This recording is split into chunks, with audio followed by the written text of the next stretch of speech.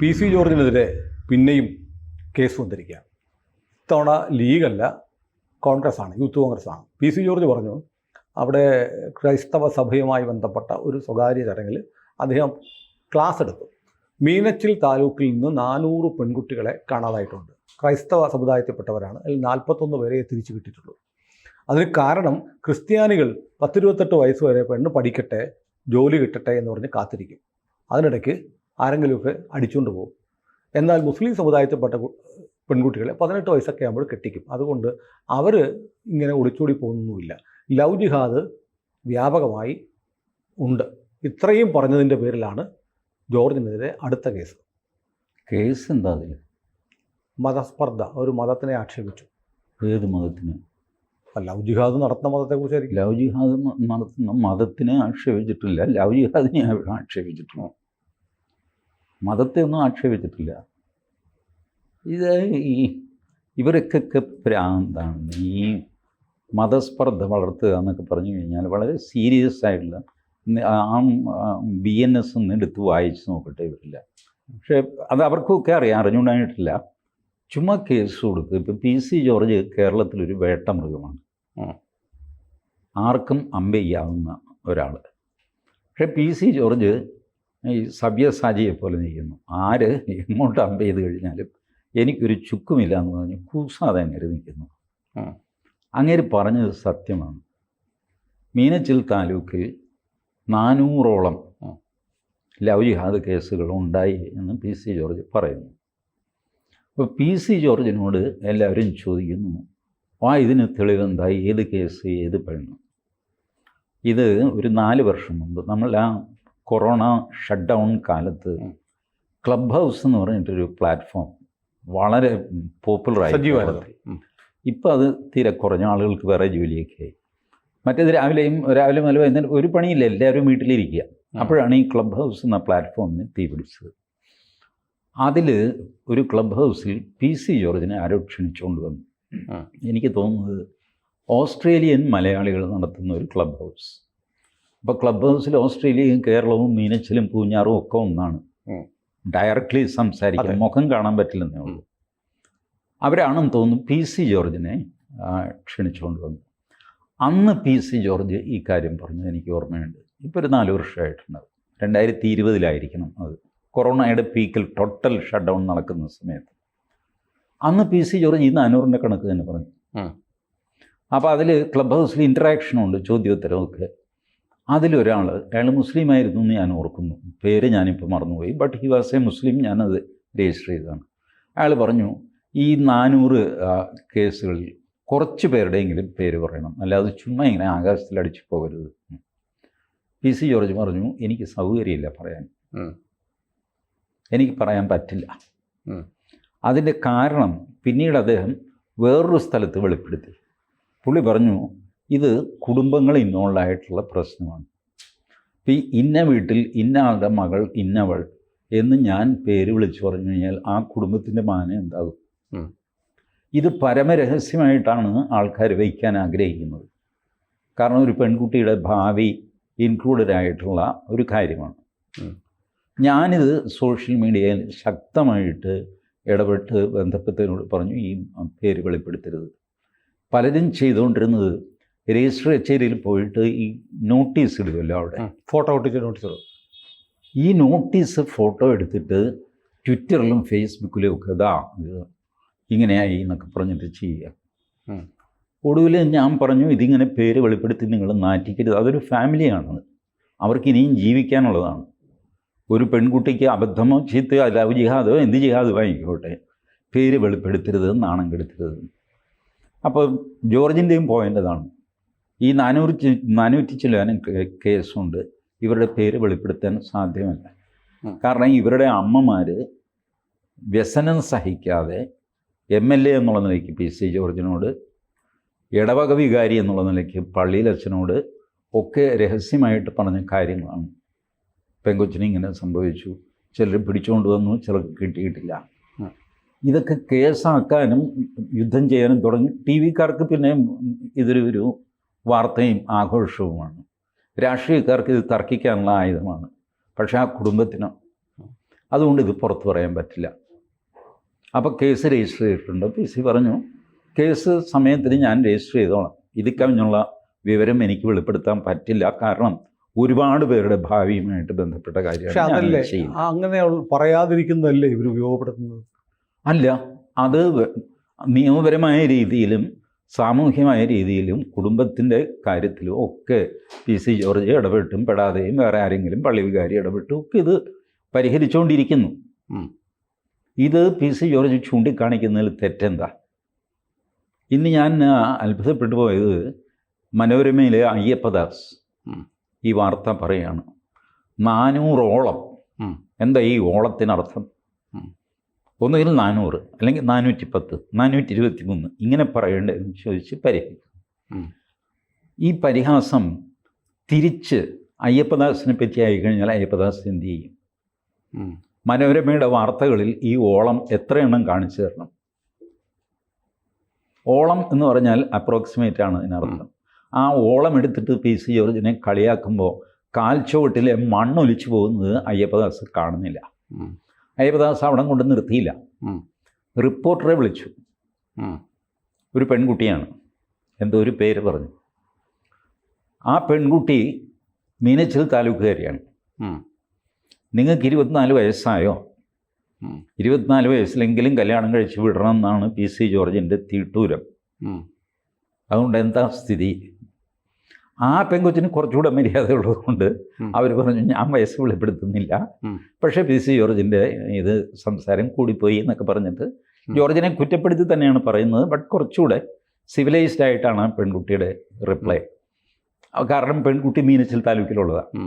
പെൺകുട്ടിക്ക് ചങ്കിലിതുണ്ടാവും ഈ റിപ്പോർട്ടർക്ക്. ഈശ്വര, ഈ മനുഷ്യൻ പറഞ്ഞത് സത്യമാണല്ലോ, എൻ്റെ തൊട്ടടുത്ത വീട്ടിലുണ്ടായല്ലോ, മുകളിലത്തെ വീട്ടിലുണ്ടായല്ലോ, കിഴക്കുവശത്തെ വീട്ടിലുണ്ടായല്ലോ, ഇതൊക്കെ അറിയാം. It is A fact. അത് ഈ മനുഷ്യൻ പറഞ്ഞു കഴിഞ്ഞാൽ അത് കേസ് നിങ്ങൾക്ക് FIR സുനിലിനറിയാമല്ലോ, ഒരു ബുക്കാണ് കാർബൺ വെച്ചിട്ട് ഇപ്പോൾ അത് കമ്പ്യൂട്ടറൈസ്ഡായി. ഇപ്പോൾ ഒരു കോപ്പി 24 മണിക്കൂറിനകം മജിസ്ട്രേറ്റിന് കൊടുക്കുക, ഇങ്ങനെ ഒരു FIR രജിസ്റ്റർ ചെയ്തിട്ടുണ്ടെന്ന് പറഞ്ഞിട്ട്. എന്നിട്ട് അന്വേഷണം തുടങ്ങുക. അന്വേഷണത്തിലൊന്നും കണ്ടില്ലെങ്കിൽ ക്ലോഷർ റിപ്പോർട്ട് കൊടുക്കുക, കഴിഞ്ഞു. ഇതാണ് FIR. You have that facility. You can go on registering FIR against PC George. PC ജോർജിനെ നിങ്ങൾ പിടിച്ച് കൽത്തുറങ്കിലിട്ട് കഴിഞ്ഞാലും ഈ പ്രശ്നം അവിടെ നിൽക്കും. PC ജോർജ് പ്ലെയിൻ സ്പീക്കിംഗ് ആണ്, ഔട്ട് സ്പോക്കൺ ആണ്. അതിപ്പോഴല്ലല്ലോ, എത്രയോ കാലമായിട്ട്. അപ്പോൾ PC ജോർജ് പറയുന്നത് സത്യമല്ലേ? ജനറലി മുസ്ലിം പെൺകുട്ടികളെ നേരത്തെ കല്യാണം കഴിപ്പിച്ചു വിടുന്നു. ശരിയാണ്. ക്രിസ്ത്യൻ ഹിന്ദു താമസിക്കുന്നു. ഹിന്ദു പെൺകുട്ടികളെ ഇപ്പോൾ കല്യാണം കഴിക്കാൻ കിട്ടുന്നില്ല. ഇത് ഞാൻ പറയുമ്പോൾ എൻ്റെ നെഞ്ചത്ത് വല്ല കേസും വരുമോയെന്ന് എനിക്ക് അറിഞ്ഞുകൂടാ. ബട്ട് ഞാൻ പറയുകയാണ്, ഹിന്ദു ഒരു കമ്മ്യൂണിറ്റി എന്നുള്ള നിലയ്ക്ക് ഇപ്പോൾ ഫേസ് ചെയ്യുന്നൊരു പ്രശ്നം, എലിജിബിൾ ആയിട്ടുള്ള ആൺകുട്ടികളുടെ എണ്ണം വളരെ കൂടുതലാണ്, എലിജിബിൾ ആയിട്ടുള്ള പെൺകുട്ടികളുടെ എണ്ണം കുറവുമാണ്. എന്ത് എലിജിബിലിറ്റിയാണ്? കല്യാണം കഴിക്കാനുള്ള എലിജിബിലിറ്റി, ഏജിൻ്റെ ക്വാളിഫിക്കേഷൻ. ഒരു ഇതാകുമ്പോൾ നമ്മൾ ഇനിയൊരു കല്യാണം കഴിക്കരുതോ എന്ന് ചോദിക്കുന്ന കാണാമല്ലോ. പെൺകുട്ടികളെ കാണാം, but they are not ready to marry. കല്യാണം കഴിക്കാൻ തയ്യാറല്ല. പലവിധ കാരണങ്ങളുണ്ട്. ആൺകുട്ടികൾക്ക് ക്വാളിഫിക്കേഷൻ പൊതുവെ കുറവാണ്. പെൺകുട്ടികളെ MA PhD വരെ പഠിക്കുന്നു. ഈ വ്യത്യാസത്തിൽ പിന്നെ കല്യാണം കഴിക്കാൻ പറ്റാതെയാവുന്നു. പല രീതിയിലുള്ള പ്രശ്നങ്ങൾ കൊണ്ട് കല്യാണങ്ങൾ നടക്കുന്നില്ല. പിന്നെ അതുകൂടാതെയാണ് ജാതക പ്രശ്നം, ചൊവ്വാദോഷം. അത് എനിക്കറിയില്ല, എൻ്റെ അച്ഛൻ്റെ അമ്മയുടെ കല്യാണം നടന്നത് 40കളിലാണ്. ജാതകം നോക്കിയില്ല, നക്ഷത്രം നോക്കിയില്ല. കുറേ കാലം കഴിഞ്ഞിട്ട് ഞാൻ പൊരുത്തമില്ലാത്ത നക്ഷത്രങ്ങൾ എന്നൊക്കെ പറഞ്ഞ് ഞാൻ വായിക്കുമ്പോഴാണ് ഞാൻ ഓർത്ത് എൻ്റെ അച്ഛൻ്റെ അമ്മയുടെ നക്ഷത്രം തമ്മിൽ വിവാഹം പാടില്ല എന്നാണ് എഴുതി വച്ചിരിക്കുന്നത്. പാണ്ടനാട്ട് ഗോപാലവാര്യരുടെ പഞ്ചാംഗത്തിൽ എഴുതി വച്ചിരിക്കുന്നത്. It is A general knowledge, കല്യാണം കഴിച്ചുകൂടാത്ത നക്ഷത്രങ്ങൾ. അപ്പം ഞാൻ അച്ഛനോട് ചോദിച്ചു, ഇതെന്താ നിങ്ങൾ വെറുതെ അല്ലേ നിങ്ങൾ തമ്മിൽ അടികൂടുന്നത്? എല്ലാ വീട്ടിലും കുറേ അടിപിടി ഉണ്ടാവില്ല. അപ്പോൾ അച്ഛൻ പറഞ്ഞു, ഇവിടെ അന്നും ഇതില്ല. അങ്ങനെയായിരുന്നു. ഒരു 40s ജാതകം നോക്കുന്ന ഏർപ്പാട് ഹിന്ദുക്കൾക്കില്ല. പിന്നെ എങ്ങനെ ഇത് വന്നു? എനിക്കറിയില്ല. പിന്നീട് ജ്യോത്സ്യന്മാരുടെ വെസ്റ്റ് ഇൻട്രസ്റ്റ് ഉണ്ടാവാം, ജ്യോതിഷരത്നം മാസിക നടത്തുന്നവരുടെ ബെസ്റ്റ് ഇൻട്രസ്റ്റ് ഉണ്ടാവാം. അതങ്ങനെ ആ അന്ധവിശ്വാസം വർദ്ധിച്ചു വന്നു. അതുകൊണ്ടും കുറേയധികം കല്യാണങ്ങൾ നടക്കാതെ പോകുന്നു. ഇങ്ങനെ ഈ കമ്മ്യൂണിറ്റീസ് എല്ലാം സ്റ്റാൻഡ് സ്റ്റില്ലാവുന്നു, അല്ലെങ്കിൽ നെഗറ്റീവ് ഗ്രോത്ത് ആകുന്നു. ക്രിസ്ത്യാനികൾക്ക് നെഗറ്റീവ് ഗ്രോത്താണ് കേരളത്തിൽ. അതെ, ഡാറ്റയൊക്കെ വന്നിട്ടുണ്ട്. മുസ്ലിങ്ങൾ മാത്രമാണ്, മുസ്ലിങ്ങൾക്ക് അവരുടെ ഗ്രോത്ത് വളരെ കൂടുതലാണെന്നൊരു തെറ്റിദ്ധാരണയുണ്ട്. അതും ശരിയല്ല. മുസ്ലിങ്ങളുടെ ഗ്രോത്തും കൺട്രോളിലായി കേരളത്തിൽ. 2.1 ആണ് ഐഡിയൽ, അതായത് ഒരാൾക്ക് 2.1 കുട്ടികളുണ്ടാവുക. പല സ്ഥലത്തും മുസ്ലിങ്ങൾ 1.7 വരെ താഴത്തേക്ക് വന്നിട്ടുണ്ട്. പക്ഷേ ഹിന്ദു അതിലും താഴെ പോയി. ഗ്രോത്ത് റേറ്റ് പ്രസവിക്കുന്നൊക്കെ ഉണ്ട്. പറഞ്ഞു കേട്ടിട്ട് ഏതെങ്കിലും ഒരു കമ്മ്യൂണിറ്റി 2 താഴെ വന്നാൽ അത് അവസാനിക്കുന്നു എന്നതിൻ്റെ ലക്ഷണമെന്നാണ് പറയപ്പെടുന്നത്. അതെ, അങ്ങനെയാണ്. 2.1 നമുക്ക് സർവൈവ് ചെയ്യാനായിട്ട്, ഹ്യൂമാനിറ്റി സർവൈവ് ചെയ്യാനായിട്ട് ഐഡിയലി വേണ്ടത് 2.1 ആണെന്നാണ് കണക്ക്. ബട്ട് സംടൈംസ് 1.9 ആകും, 2.3 ആകും, ഇങ്ങനെ ആ റേഞ്ചിൽ നിൽക്കും. ഇപ്പം ഞാൻ പറഞ്ഞത് ഈ പ്രജനനം പോലും ക്രിസ്ത്യാനികളുടെ ക്ലിയർ നെഗറ്റീവായി കഴിഞ്ഞു, ഹിന്ദുക്കളുടെ നെഗറ്റീവായിട്ടില്ല, ഇസ്ലാമിൻ്റെ ഒരല്പം പോസിറ്റീവിൽ നിൽക്കുന്നു. അപ്പോൾ ഇത് തന്നെ നമ്മളെ കാന്തപുരം അബൂബക്കർ മുസ്ലിയാർ പറഞ്ഞെന്ന് വെച്ചു. പ്രായപൂർത്തിയായ പെൺകുട്ടികളെ 18 വയസ്സായാൽ അപ്പോൾ തന്നെ കല്യാണം കഴിച്ചയക്കണം എന്ന് കാന്തപുരം പറഞ്ഞു കഴിഞ്ഞാൽ ആരെങ്കിലും കേസെടുക്കുമോ? ഈ പറഞ്ഞ ഇദ്ദേഹം ട്രോൾ ചെയ്യുമോ? അയ്യപ്പദാസ് ട്രോൾ ചെയ്യുമോ? ഇല്ലല്ലോ, ധൈര്യപ്പെടില്ല. മാത്രമല്ല അതൊരു സെൻസിബിൾ സജഷനാണെന്ന് പറയും. കാന്തപുരം പറയും, പെണ്ണുങ്ങൾ വേണ്ടാത്ത ഈ മയക്കുമരുന്നിലും അതിലും ഇതിലുമൊക്കെ പോകുന്നത് നേരത്തെ കാലത്തെ കുടുംബം ഉത്തരവാദിത്വം ഇതൊക്കെ ഇല്ലാഞ്ഞിട്ടാണ് എന്നൊരു ന്യായമൊക്കെ പറഞ്ഞു കഴിഞ്ഞാൽ PC ജോർജ് പറഞ്ഞു കഴിഞ്ഞാൽ, കാരണം PC ജോർജ് ഒരു വിപ്പിംഗ് ബോയാണ്, ആർക്കും കയറി കൊട്ടാവുന്നൊരു ചേണ്ട, അങ്ങനെയൊന്നും അല്ല PC ജോർജ്. PC ജോർജ് നിങ്ങൾക്ക് ഞാനിതാ പറഞ്ഞത്, FIR നിങ്ങൾക്ക് എടുക്കാം. മോഹൻദാസ് ഇതൊക്കെ പറഞ്ഞിട്ട് PC ജോർജിനെതിരെ എടുക്കുമല്ലോ. മോഹൻദാസിനെതിരെയും സുനിലിനെതിരെയും കേസെടുക്കാം. ബുക്ക് നിങ്ങളുടെ കയ്യിൽ ഇരിക്കുകയില്ലേ, കേസെടുക്കാൻ എന്താ കുഴപ്പം? കേസെടുത്തു എന്ന് വിചാരിച്ചിട്ട് നിങ്ങൾ ജയിച്ചു എന്നൊന്നും അർത്ഥമില്ല. ഒരാളിനെ ബുദ്ധിമുട്ടിക്കാൻ നിങ്ങൾ കേസെടുക്കും മുമ്പ് ഈ പറഞ്ഞ BNS IPC ഒക്കെ എടുത്ത് നോക്കണ്ടേ ഈ സാറന്മാരെ? അത് നോക്കിയല്ലല്ലോ ഈ ഇതിന് പ്രഷറൈസ് ചെയ്യുന്ന ആരാ? SDPI, youth Congress, youth league. ഇപ്പം ഞാൻ ഈ പറഞ്ഞ മനോരമ വാർത്തയിൽ ആ പെൺകുട്ടി പറയുന്നു, SDPIയുടെ പരാതിയിൽ നടപടി ഉണ്ടാവില്ല, യൂത്ത് കോൺഗ്രസിൻ്റെ പരാതിയിലും നടപടി ഉണ്ടാവില്ല, പക്ഷേ യൂത്ത് ലീഗിൻ്റെ പരാതിയിൽ നടപടി ഉണ്ടാവും. അതിന് കാരണം ആ പെൺകുട്ടി പറഞ്ഞത് അത് കൊടുത്തിരിക്കുന്നത് പാലാ DYSPക്കാണ്. അപ്പോൾ അതിനർത്ഥം പാലാ DYSP PC ജോർജിനൊരു വാശിയുള്ള ആളാണ്, അങ്ങേരെ കേസെടുക്കും. മറ്റ് 2 SDPI കൊടുത്തിരിക്കുന്നത് DGPക്ക് മറ്റുമാണ് പരാതി. യൂത്ത് കോൺഗ്രസ് വേറെ ഇറക്കും. ലേഖികയ്ക്ക് അത് മനസ്സിലായി. ലേഖികയ്ക്ക് മനസ്സിലായി ഇത് എവിടെ കൊടുത്താൽ FIR ഇടും, അങ്ങനെ ഒരു സംഗതിയുണ്ട്. സത്യം പറഞ്ഞു കഴിഞ്ഞാൽ FIR ഇടുന്നുണ്ട് സ്റ്റേഷൻ. DYSPക്ക് ഓർമ്മയില്ല. DYSP ചുമ്മാ ഫോർ നെസസറി ആക്ഷൻ എന്ന് പറഞ്ഞിട്ട് താഴത്തോട്ട് കൊടുക്കും. പക്ഷേ ഇത് എഴുതി കൊടുത്തു എന്നുള്ള ഒറ്റ കാരണം കൊണ്ട് താഴെയുള്ളവർക്ക് മനസ്സിലാകും ഇത് FIR ഇടാനുള്ളതാണ്, അതുകൊണ്ടാണ് ഈ കുറിച്ചു വിട്ടിരിക്കുന്നത്. അല്ലെങ്കിൽ ആ കടലാസ് അവിടെ തന്നെ ഇരിക്കും, 2 ദിവസം കഴിയുമ്പോൾ ചവിറ്റുകോട്ടെ പോകും. ഇങ്ങനെയൊക്കെയാണ് അതിൻ്റെ അണ്ടർസ്റ്റാൻഡിങ് എന്ന് തോന്നുന്നു. പക്ഷേ ഇതിനകത്ത് ചേട്ടാ, ഇത് ഈ PC ജോർജിനെതിരെയുള്ള നിരന്തരമായ ഈ കേസ് അങ്ങനെ PCയോടുള്ള വിരോധം കൊണ്ടാണെന്ന് എനിക്ക് തോന്നുന്നില്ല. കാരണം PC ജോർജ് പറയുന്ന അപ്രിയകരമായ ചില കാര്യങ്ങളുണ്ട്. നോക്കൂ, PCയെ പോലെ ഇത്രയും വലിയ സ്റ്റേച്ചറുള്ള ഒരാളായിട്ടും ഞങ്ങൾ കേസെടുക്കും, ജയിലടയ്ക്കും, അതുകൊണ്ട് ബാക്കിയുള്ളവന്മാർ മിണ്ടരുത്, മിണ്ടിപ്പോവരുത് എന്നൊരു മെസ്സേജ് അല്ലേ? ആ മെസ്സേജ് കറക്റ്റായിട്ട് പോയിട്ടുണ്ടല്ലോ.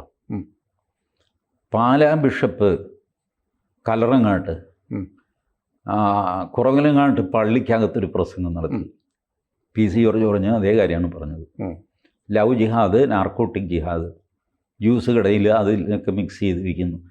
ഇതേ കാര്യം ഒരു മുസ്ലിം പയ്യൻ TV വന്ന് പറഞ്ഞു, ജ്യൂസിൽ കലക്കാണ് ഇത് കൊടുക്കുന്നത്. 4 വർഷം കഴിഞ്ഞപ്പോൾ കലറങ്ങാട്ട് തിരുമേനി പറഞ്ഞ അതേ കാര്യം ആ ചെറുക്കൻ TV പറഞ്ഞു, ഞാനിതിന് സാക്ഷിയാണ്, ഞാൻ ആദ്യം കുടിച്ചത് ജ്യൂസാണെന്നൊക്കെ പറഞ്ഞു. ആർക്കും ഒരു കുഴപ്പമില്ല. പക്ഷേ കലറങ്ങാട്ട് പിതാവിൻ്റെ പേരിലുള്ള FIR ഇപ്പോഴും നിലനിൽക്കുന്നു. പാലാ ബിഷപ്സ് ഹൗസിന് നേർക്ക് 5000 പേരുടെ മാർച്ച് നടന്നെന്ന് തടയാൻ ഓരോറ്റ കത്തോലിക്കനുണ്ടായില്ല പാലായിൽ. വത്തിക്കാനാണ്, കേരളത്തിലെ വത്തിക്കാൻ പാല. പി സി ജോർജ് ഉണ്ടായിരുന്നു. എനിക്ക് രാത്രി ഫോൺ വന്നു കേട്ടു, 2 പേരുടെ ഫോൺ വന്നു. കാരണം 8 വർഷം മുമ്പ് പാലാ വഴി ഞാൻ തൊടുപുഴയ്ക്ക് പോയി. തൊടുപുഴയ്ക്കല്ല, എനിക്ക് പോകേണ്ടത് പ്രവിത്താനത്തായിരുന്നു. ഞാൻ ആ സിറ്റുവേഷൻ പാലാ ടൗണിൽ കയറിയിട്ട് വടക്കോട്ട് ഞാൻ നോക്കിയപ്പോൾ പാലാ എത്തുന്നതിനൊരു 1/2 കിലോമീറ്റർ മുമ്പ് പാലായ്ക്കുള്ളിൽ, പാലായിൽ നിന്ന് വടക്കോട്ട് പോകുമ്പോൾ ഒരു 1/4 കിലോമീറ്റർ 2 വശത്തും മുസ്ലിങ്ങളുടെ കടകളാണ്. കുഴപ്പമൊന്നുമില്ല, എന്താ ആർക്കും എവിടെയും കട വയ്ക്കാം. പക്ഷേ ഇതിനു മുമ്പ് 30 വർഷം മുമ്പ് ഞാൻ പോയ പാലായല്ല അത് എന്നെനിക്ക് മനസ്സിലായി. ഞാൻ എനിക്കറിയാവുന്ന ഒരാളെ വിളിച്ചു. ഞാൻ പറഞ്ഞു, പാലാ ഈസ് സറൗണ്ടഡ്, സൂക്ഷിച്ചോ. ചുമ്മാ ഇരിക്കും മോഹൻദാസ്, തൻ്റെ വർഗീയത കൊണ്ട് ഞാൻ തോറ്റു. ഞങ്ങളെ ഒരു ബാറിലിരുന്ന് 2 വീശിക്കൊണ്ടിരിക്കുക, വെറുതെ വേണ്ടാത്തതൊക്കെ പറയാതെ. ഞാൻ പറഞ്ഞു ഫൈൻ, വീശിക്കോ, വെച്ചു. ഈ ബിഷപ്സ് ഹൗസിലേക്ക് മാർച്ച് നടന്ന ദിവസം രാത്രി അതിലൊരാൾ എന്നെ വിളിച്ചു. വിളിച്ചപ്പോൾ ഞാൻ കൊള്ളിച്ച് പറഞ്ഞു, എന്താ വീശിക്കൊണ്ടിരിക്കുകയാണോ എന്ന് ചോദിച്ചു. അത് കളയപ്പോൾ താൻ പറഞ്ഞു നേരായി കേട്ടോ, ഇത് മാർച്ച് നടന്നത് അവന്മാർ. ഞാൻ പറഞ്ഞു സഹിച്ചോ. സഹിച്ചു, ഞാൻ എന്ത് ചെയ്യാനാ? അന്ന് ഞാൻ വർഗീയവാദിയും കൊളരുകാത്ത് വരും, നിങ്ങൾ സന്തോഷമായിട്ട് സ്വർഗത്തിലിരുന്ന് 2 വീശിക്കൊണ്ടിരിക്കുന്ന ആൾക്കാരുമായിരുന്നു. ഇന്നും പോയി വീശിക്കോ, ഫ്രസ്ട്രേഷൻ തീരാനായിട്ട്. ബാർ അടച്ചിട്ടില്ലല്ലോ, താമസം അതാ അടപ്പിച്ചോളും, കാരണം ബാറ് ഹറാമാണ് ഇസ്ലാമിന്. ഐ ടോൾഡ് ഹിം, ചുമ്മാ കുത്തുവാക്ക് പറയാതെ എന്നൊക്കെ പറഞ്ഞിട്ട്, അല്ലാതെ ഞങ്ങൾ ശരിയാക്കും. എന്ത് ശരിയാക്കാൻ? കൈവിട്ട് പോയി, ഒന്നും ചെയ്യാൻ പറ്റില്ല. അരുവിത്തുറ എന്നുള്ള പേരെടുത്ത് കളഞ്ഞവർ, അരുവിത്തുറ പള്ളി. അപ്പോൾ ഇത് ഒരു കത്തോലിക്കൻ എന്നുള്ളത് പോട്ടെ, ഒരു സാധാരണ പൗരൻ എന്നുള്ളതായിരിക്കും പി സി ജോർജ് ഇനി ഇത് സഹിക്കുന്നില്ല. എല്ലാവരും പലരും എന്നോട് പറഞ്ഞു, നിങ്ങളിങ്ങനെ പി സി ജോർജ്. അങ്ങേര് ഒരിക്കൽ പോപ്പുലർ ഫ്രണ്ടിൻ്റെ യോഗത്തിന് പോയിരുന്നു, SDP-യുമായിട്ട് കൂട്ടായിരുന്നു, അവരുടെ വോട്ട് വാങ്ങി ജയിച്ചിട്ടുണ്ട്, ആയിരുന്നു. പക്ഷേ ഒരു മനുഷ്യൻ അത് പറ്റിയത് അബദ്ധമാണ് എന്ന് പറഞ്ഞ് തിരുത്തി കഴിഞ്ഞാൽ പിന്നെ അയാളെ ഉപദ്രവിച്ചുകൊണ്ടിരിക്കുന്നതിന് പഴയ ചരിത്രം പറഞ്ഞുകൊണ്ട് പി സി ജോർജ് ഇത് നിഷേധിച്ചിട്ടൊന്നുമില്ലല്ലോ. ഞാൻ വണ്ടിയവരുടെ കൂടെ പോയിരുന്നു, അവരെ അഭിനന്ദിച്ചിരുന്നു, അവർ നല്ല ഗ്രൂപ്പാണെന്ന് വിചാരിച്ചിരുന്നു. അത് തെറ്റിപ്പോയപ്പോൾ ഞാൻ മട്ട ഉടക്കി. ഇത് ഒരു മനുഷ്യൻ ഇത് അബദ്ധമാണെന്ന് മനസ്സിലാക്കി അത് കഴിഞ്ഞ് പിന്നെ ഈ പഴയ കാര്യം പറഞ്ഞിങ്ങനെ കുത്തിക്കൊണ്ടിരിക്കണോ? അതോ ഇപ്പോൾ പറയുന്ന കാര്യം അദ്ദേഹം പറയുന്നത് സത്യമാണ്, അതുകൊണ്ട് അദ്ദേഹത്തെ പിന്തുണയ്ക്കണോ? ഞാൻ പി സി ജോർജിനെ ഒരു തവണയും മറ്റോ കണ്ടിട്ടുള്ളൂ. എനിക്കൊരു റിലേഷനും ഇല്ല പി സി ജോർജുമായിട്ട്. ബട്ട് അങ്ങേര് പറയുന്നത് ന്യായമാണ്, അങ്ങേര് ഒറ്റയ്ക്കായി പോകുന്നു. അതുകൊണ്ടാണ് ഞാൻ പി സി ജോർജിന് വേണ്ടി ഇത്രയധികം ശബ്ദമുയർത്തുന്നത്. വേറെ എന്താ എനിക്ക് ചെയ്യാൻ പറ്റും? ഇതിനകത്തൊരു അപകടം കൂടിയുണ്ട്. പി സി ജോർജ് ക്രൈസ്തവരുടെ ഒരു സ്റ്റഡി ക്ലാസ്സിലോ അങ്ങനത്തെ ഒരു മീറ്റിങ്ങിലാണ്. അവിടെ എന്ത് പറയണം, കുട്ടികളെയോ അല്ലെങ്കിൽ ചെറുപ്പക്കാരെയോ അവരുടെ മതപരമായ ഒരു കാഴ്ചപ്പാടും നിലപാട് പറയുന്നതിൽ എന്താ തെറ്റ്? രാജ്യവിരുദ്ധതൊന്നും അല്ലല്ലോ പറയുന്നത്. ഇത് പബ്ലിക്കായിട്ട് അദ്ദേഹം ഇത് പ്രസംഗിച്ചാലും ഒരു തെറ്റുമില്ല, ഒഫൻസ് ഇല്ല എന്നാണ് ഞാൻ പറയുന്നത്. നിങ്ങളെ അസ്വസ്ഥപ്പെടുത്തുന്ന വാക്കുകളൊന്നും BNSലെ ഒഫൻസ് അല്ല. ഞാൻ പറയുന്ന കാര്യം സുനിലിന് ഇഷ്ടപ്പെടില്ല, തിരിച്ച് പറയാനൊരു ലോജിക്കും ഇല്ല. ഇങ്ങനെ വന്നു കഴിയുമ്പോൾ എൻ്റെ പേരിൽ കേസെടുക്കാനൊന്നും പറ്റില്ല. നടക്കും നിയമം. കേരളത്തിൽ നടക്കുന്ന ഈ FIRൻ്റെ ബുക്ക് കയ്യിലുള്ള ഒരു കാർബണും വെച്ച് FIR ഇട്ട് കഴിഞ്ഞാൽ എന്ത് ചെയ്യാൻ പറ്റും? പോലീസിൻ്റെ കൈ കയറി പിടിക്കാൻ പറ്റുമോ? പിന്നെ മുൻകൂർ ജാമ്യം എടുക്കലോ അല്ലെങ്കിൽ സാധാ ജാമ്യം എടുക്കലോ എന്താണെന്ന് വെച്ചാൽ അവർ ചെയ്യും. അധികാര ദുർവിനിയോഗമാണ് പോലീസ് കാണിക്കുന്നത്. ഇതിന് അതിശക്തമായ തിരിച്ചടി ഉണ്ടാവും. ഇവരുടെ ഈ TV ചാനലുകാരുടെയൊക്കെ ചൊറിച്ചിലിന് പിന്നിൽ എന്താണെന്നറിയാമോ? ലവ് ജിഹാദും സംഗതിയും ഒന്നുമല്ല. ഒരു ഹിന്ദു ക്രിസ്ത്യൻ യൂണിറ്റി ഉണ്ടായി വരുന്നു എന്നാണ് അവരുടെ പേടി.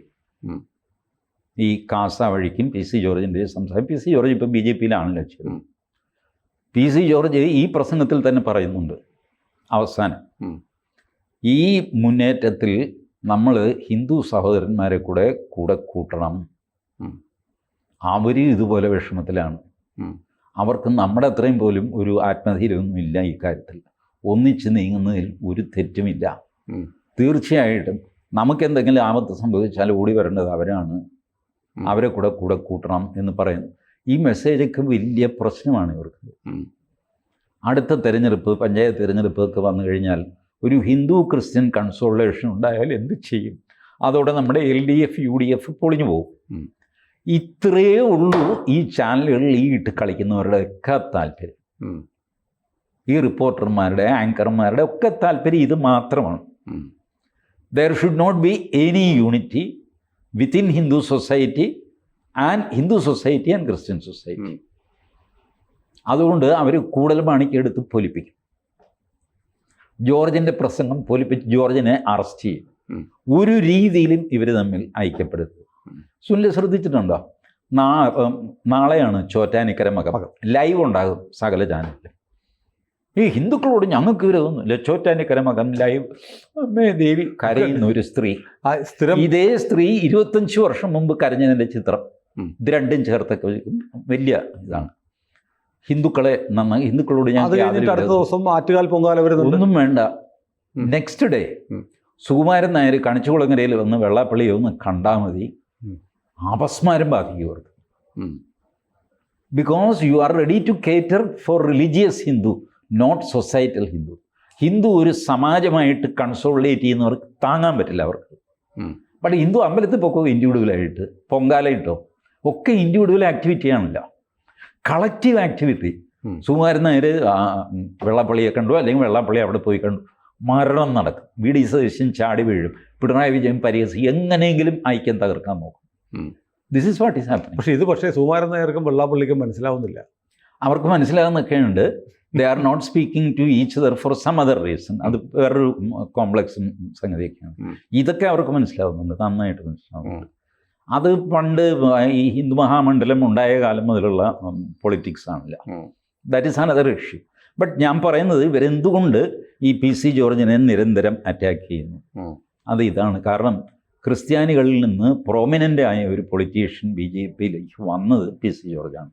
അതിനു മുമ്പും ക്രിസ്ത്യാനികൾ വന്നിട്ടുണ്ട്, മുസ്ലിങ്ങൾ വന്നിട്ടുണ്ട്.